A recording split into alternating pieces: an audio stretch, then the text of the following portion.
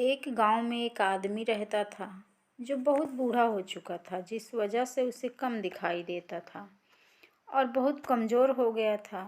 इसलिए अपनी बची खुची ज़िंदगी अपने बेटे के साथ बिता सके, इसलिए शहर में रह रहे उसके बेटे के घर रहने चला गया। बेटा एक शहर के छोटे मकान में रहता था। मकान तो उसका छोटा था, लेकिन उसके अंदर जो चीज़ें थी वह महंगी थीं। उस मकान में बेटा, उसकी पत्नी और उनका एक 5 साल का बच्चा, यह छोटा सा परिवार साथ मिलकर रहता था। बूढ़े पिता के आने से उनके परिवार का एक सदस्य और बढ़ गया। पूरा परिवार रोज सुबह शाम डाइनिंग टेबल पर साथ में खाना खाया करते। बूढ़ा पिता अपनी कमजोरी के चलते हमेशा खाने की चीज़ें नीचे गिराता रहता और कई बार कांच के बर्तन भी टूट जाया करते थे। कुछ दिनों तक तो बहू और बेटे ने यह सब सहन किया, लेकिन बाद में वे दोनों बूढ़े की ऐसी हरकतों से चिढ़ने लगे। एक दिन बेटे ने कहा कि ऐसा कब तक चलेगा, हमें कुछ करना पड़ेगा। उसकी पत्नी भी इस बात से सहमत हुई। अगले दिन बेटा कहीं से एक पुराना मेज लेकर आया और घर के एक कोने में उसे लगा दिया और अपने पिताजी से कहा कि आप यहाँ पर बैठकर खाना खा लिया कीजिएगा।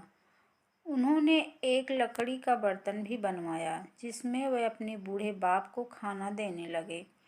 अपने कांच के कीमती बर्तन बचाने के लिए अपने बूढ़े बाप को लकड़ी का बर्तन देने में उन्हें जरा सी भी शर्म नहीं आई। अब खाने का समय जब जब होता तो बूढ़ा बाप एक कोने में बैठकर खाता और बाकी का पूरा परिवार डाइनिंग टेबल पर खाना खाया करता। डाइनिंग टेबल पर बैठे बैठे दोनों पति पत्नी कभी कभी अपने बूढ़े बाप की तरफ देख लिया करते। बूढ़े बाप की आंखों में उन्हें आंसू भी नजर आते, मगर उन पर जैसे कोई असर ही नहीं होता। बूढ़े का पोता भी यह नज़ारा हमेशा देखता और वह अपने में ही खोया रहता। एक दिन जब पति पत्नी डाइनिंग टेबल पर बैठकर खाना खा रहे थे, तब उनका बच्चा जमीन पर बैठकर कुछ कर रहा था। उन दोनों ने बच्चे के हाथ में लकड़ी का टुकड़ा देखा, लेकिन उन्हें कुछ समझ में नहीं आया कि बच्चा लकड़ी के टुकड़े के साथ क्या कर रहा है। जब बच्चे के पिता ने उससे पूछा कि बेटा आओ खाना खा लो, तुम नीचे बैठकर क्या कर रहे हो, तब बच्चे ने भोलेपन से कहा, अरे मम्मी पापा, मैं आप दोनों के लिए लकड़ी का बर्तन बना रहा हूँ ताकि आप लोगों को जब आप बूढ़े हो जाओ तो मैं खाना दे सकूं।